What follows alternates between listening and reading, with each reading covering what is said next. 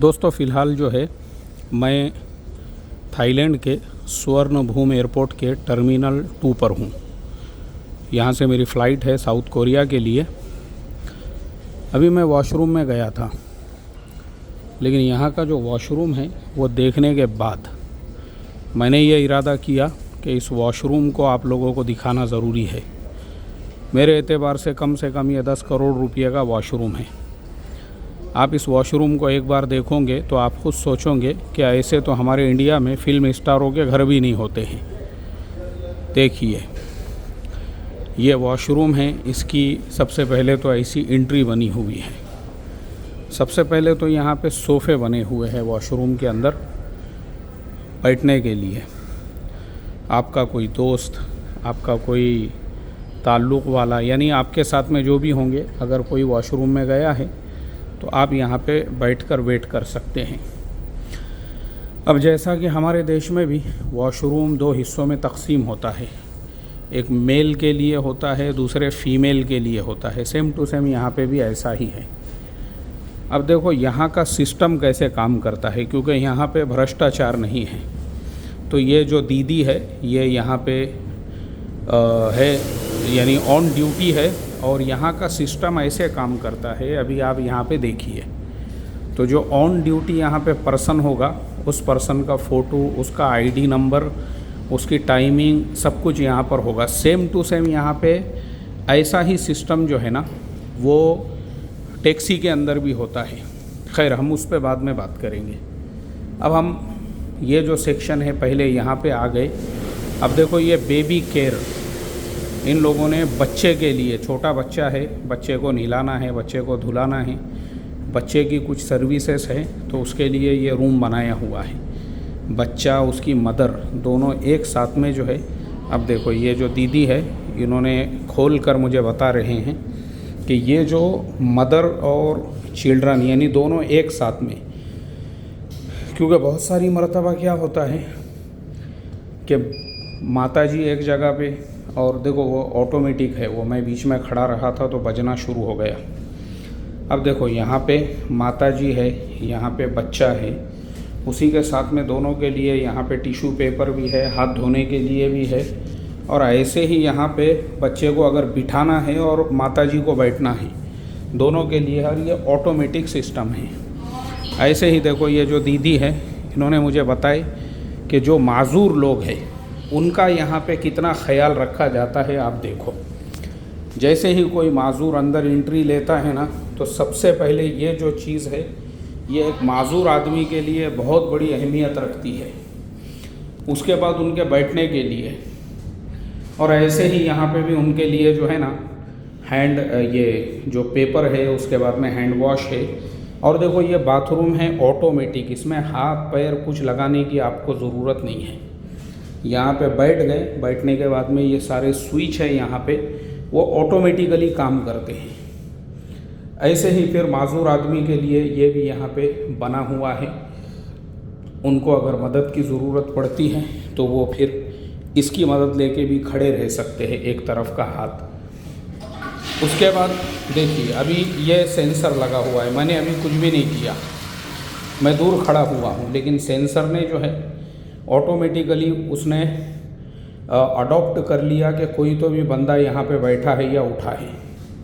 अब आप देखिए, हाथ धोने के लिए भी माजूर आदमी को ऐसा ही बना हुआ है। आप साफ सफाई देखो, यहाँ आपको एक भी तिनका नहीं मिलेगा। उसके बाद ये माजूर आदमी के लिए, और यहाँ पे फिर ये बटन है, ये मैंने ओपन का बटन ऑन किया। वो ऑन करने के बाद अब हम आते हैं अंदर के हिस्से में। अब जैसे ही हम अंदर के हिस्से में आते हैं तो आप देखो, यहाँ पे हाथ धोने के लिए जो बना हुआ है सिस्टम, उस सिस्टम को आप देखिए। ये हाथ धोने का भी जो सिस्टम है, ये ऑटोमेटिकली है। मतलब कोई बंदा अगर हाथ नज़दीक ले जाता है, देखो चाचा ने हाथ ले गए, ऑटोमेटिकली उसमें से पानी आना शुरू होता है, और उसके बाजू जो है वो हैंड वॉश है, और उसी के नीचे जो है ना, इस तरीके से टिश्यू पेपर भी रखा हुआ है। इसकी आप साफ़ सफाई देखो।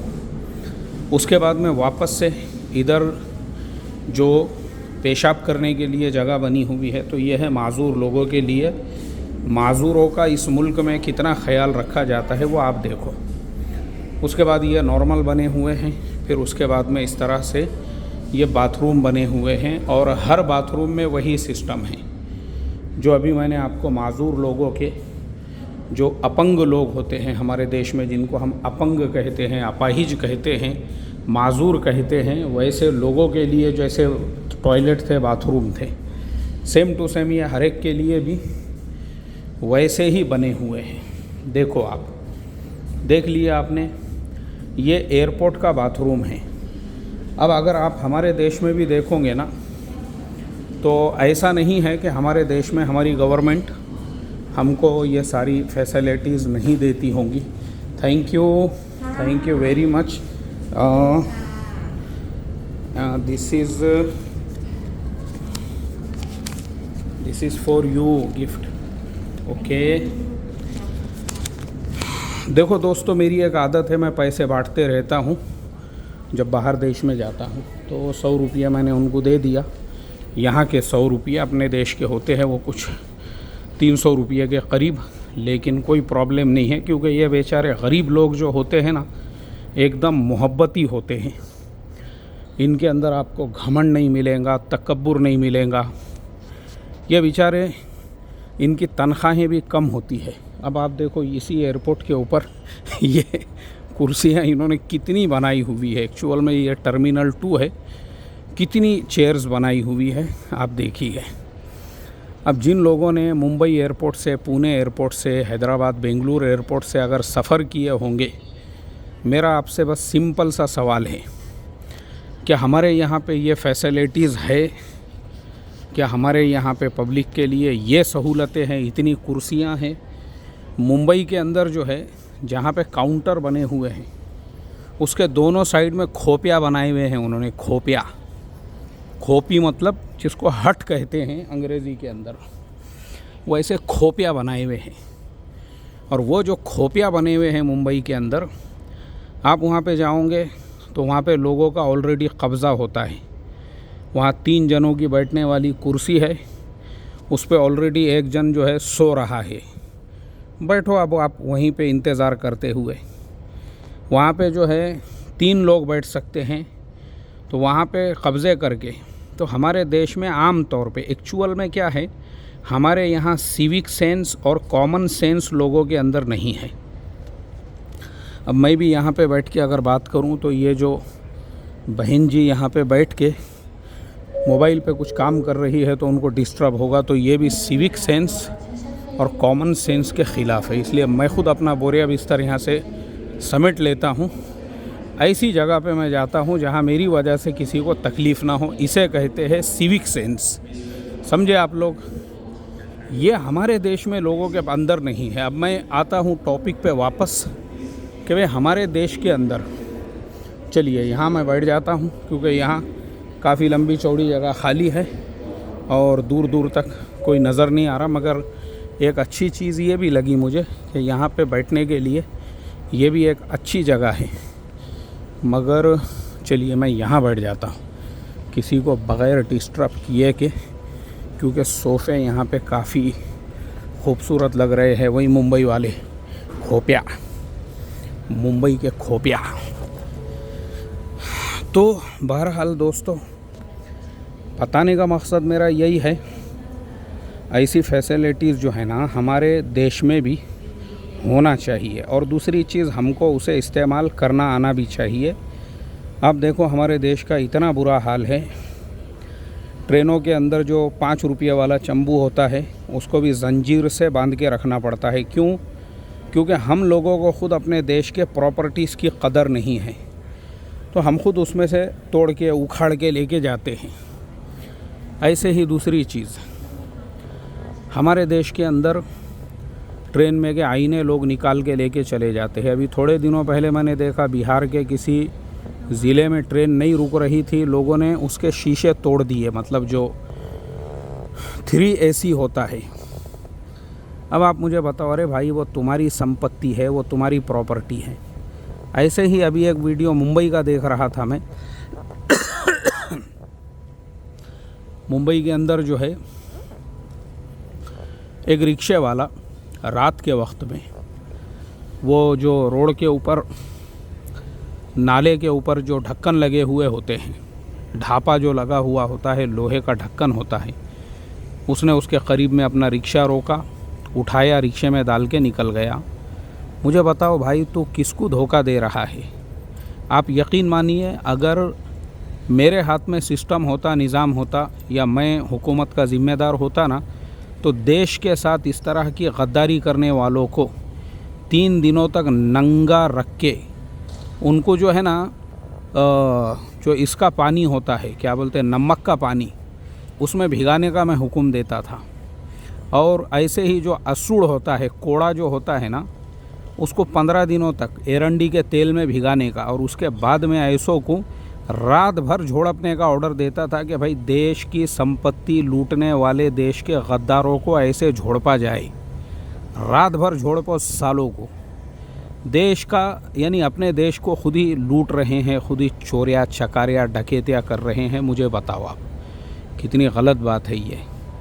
उसके कंपैरिजन में अब देखो यहाँ पे ये जो फैसिलिटीज़, ये जो सहूलतें, ये जो इतनी खूबसूरत, ये एक एक कुर्सी कम से कम हमारे इंडियन करेंसी में आप देखोगे तो 5-5 हज़ार रुपये की है, उससे भी ज़्यादा की होंगी ये। लेकिन यहाँ बैठने वाले लोग भी उतने ही संजीदा, उतने ही मैच्योर्ड, उतने ही अच्छे लोग हैं। अब मैं आपको क्या बोलूँ, मैंने हमारे लोगों में जो कॉमन सेंस की जो बात चल रही है ना, हमारे लोगों को खुद ये पता नहीं है देश की चीज़ों को हम कैसे इस्तेमाल करें, कैसा रहे किसी मुल्क में गए तो। अभी मेरा इससे पहले मैं यहाँ पे सफ़र पे था, और रात में 3 बजे के वक्त में मैं जिस होटल में रुका हुआ था, बहुत सारे हमारे इंडियन भाई भी वहाँ पे रुके हुए थे। अब उसी होटल के अंदर 3 बजे रात के वक्त में वो 5-6 जन थे, एक साथ में वो निकले, कहीं चाय वाय पीने जा रहे थे, ज़ोर ज़ोर से बातें करते हुए। यानी वो एरिया जो है ना पूरा साइलेंट था, वहाँ पे दिन के वक्त में भी सन्नाटा छाया हुआ होता था। और ये जो हमारे भाई लोग हैं, ऐसा चिल्ला चिल्ला के बातें करते हुए उस गली से गुज़र रहे हैं, उस रास्ते से गुज़र रहे हैं, उनकी आवाज़ पूरे गली में, पूरे मोहल्ले के अंदर गूंज रही है। अब मुझे आप बताओ कौन ज़िम्मेदार है इसके लिए? तो हमारे लोगों के अंदर जो है ना सिविक सेंस है, ना कॉमन सेंस है, ना मैच्योरिटी है, कुछ नहीं है। खुद अपने देश को खुद नुकसान पहुंचा रहे हैं। कहीं पे गए हमारे लोगों को ऐसा लगता है, किसी प्लेन में बैठे तो लगता है कि भाई ये हमारे बाप की प्रॉपर्टी है, हमने टिकट ख़रीदे मतलब प्लेन ख़रीद लिए। अभी लास्ट टाइम पे पुणे एयरपोर्ट के ऊपर एक बुड्ढा चिल्ला रहा है ज़ोर ज़ोर से, सिक्योरिटी वालों को गालियां दे रहा है, उनको बोल रहा है कि तुम पहचानते नहीं, और कम से कम हम लोग जो है 200 से 250 लोग होंगे। सन्नाटा छा गया भाई, ये बुड्ढे को क्या हो गया बोल के। तो मैंने पूछा बाद में, ये सब मामला ठंडा होने के बाद में, वही एक सिक्योरिटी वाले से, तो उसने बताया कि कुछ भी नहीं बोले, सिर्फ जो कस्टम वाला भी एक बंदा पुणे के अंदर खड़ा हुआ होता है, वो भी जो है चेक करता है। उसने चेक क्यों किया बोल के बुड्ढा जो है तैश में आ गया। उसी पे वो चिल्लाने लगा कि तुम लोग हर जगह खाली चेकिंग कर रहे हो, हर जगह। अरे भाई वो तुम्हारे सेफ्टी सिक्योरिटी के लिए है, मगर बुड्ढा समझने को तैयार नहीं। ऐसे ही प्लेन के अंदर जो है एक बुड्ढा और चिल्ला रहा है, एयर होस्टेस को बोल रहा है कि ये मेरे सर के ऊपर जो जगह है इसमें मेरा बैग होना चाहिए। और वो उसको समझा रही है कि देखो सर, कोई बात नहीं, आपका बैग दे दो, मैं बाजू में जगह है वहाँ रख देती हूँ, निकल, यानी जब प्लेन आप अपने जगह मकाम पे पहुँच जाओगे फिर मैं ही आपको निकाल के दे दूँगी। नहीं बोले, मुझे तो मेरे सर पे ही चाहिए। अब वो समझा रही है, ये बुड्ढा चिल्ला रहा है, पूरे प्लेन के लोग उसको देख रहे हैं, और वहाँ अपना पावर बता रहा है। Who are your manager or your captain and your company owner, I will email him, I will call him, I will show you and your company who are I am. अरे तेरे को किसने पूछा डंगरे बैल बुढ़े? तेरे जैसे ही हमारे देश के अंदर बैंक के मैनेजर है, बड़ी बड़ी पोस्टों के ऊपर जो बैठे हुए हैं, साले हरामखोरो, तुमने ही देश का पूरा कबाड़ा करके रख दिए। जो नशा है कुर्सी का, और नशा है तुम लोगों को जो पोजीशन और पद का, तुम्हारे जैसे हरामखोरों की वजह से ही देश बर्बाद हुआ है। अब आप मुझे बताओ, यहाँ पे भी लोग जो है, अभी मैं बाथरूम में जो गया मैंने 100 रुपये दिया वो बहन को। क्यों दिया भाई, मेरी रिश्तेदार है वो, सिर्फ़ उसके सॉफ्टनेस की वजह से। आप सोचो, यानी मैंने उसको बोला नहीं, उन्हें खुद से ही मुझे जो है वहाँ पे बाथरूम ओपन करके दे दी। उसने मुझे पूरी शूटिंग मैंने लिया, पूरा कोऑपरेट की। अब यही चीज़ मैं इंडिया में करता ना तो वहाँ पे 2-4 सिक्योरिटी वाले आ जाते थे, वो बोलते थे इंडिया में अलाउ नहीं है, आप इस तरह से शूटिंग नहीं कर सकते। अरे क्या तुम्हारे बाप दादा का ख़जाना रखे हुआ है उसके अंदर? क्या तुम्हारे बाप दादा ने प्रॉपर्टी छोड़ के गए थे? अल्लाह हिफाजत फरमाए रे भाई, ये हालात है हमारे देश में। तो हमारा प्रॉब्लम है सिविक सेंस और कॉमन सेंस का, ये हमारे अंदर नहीं है। ठीक है दोस्तों, चलिए अब यहाँ पे भी लोग बैठे हुए हैं बेचारे, अपने अपने कामों में मसरूफ़ हैं। तो इसके लिए अब मैं ये रोबोट के साथ, आप रोबोट की भी ज़ियारत कर लो, यहाँ पे रोबोट भी घूमते रहता है आपकी मदद के लिए। लेता हूँ आप सभी लोगों से इजाज़त। टेक केयर, अपना बहुत बहुत ख्याल रखो। जय हिंद, जय भारत।